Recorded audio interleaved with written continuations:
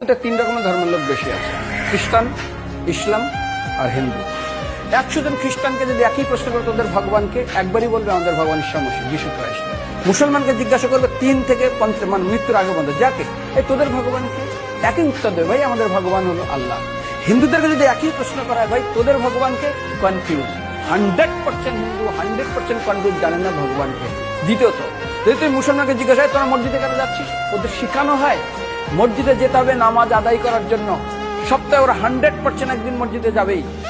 তুমি যদি খ্রিস্টানদের জিজ্ঞাসা করো তোমরা কেন কোথায় যাবে, কোথায় যাও না, আমাদেরকে একদিন তারা চার্চে যাবে। কেন? ঈশ্বরের প্রার্থনা করার জন্য, ওদের শিখানো হয় জন্মের থেকে, এটা সংস্কার। আর হিন্দুদের যদি জিজ্ঞাসা করে তোমরা মন্দিরে কেন যাচ্ছ, হ্যাঁ আমার ছেলের বিয়ে হচ্ছে না, আমার মেয়ের বাচ্চা হচ্ছে না, আমার বাবা হসপিটালে আছে, কালকে আমার মামলার ডেট আছে, আমার ব্যবসা খুব খারাপ, আমার শরীর খুব খারাপ। 99.99 হিন্দু জানে না মন্দিরে কেন আসা উচিত।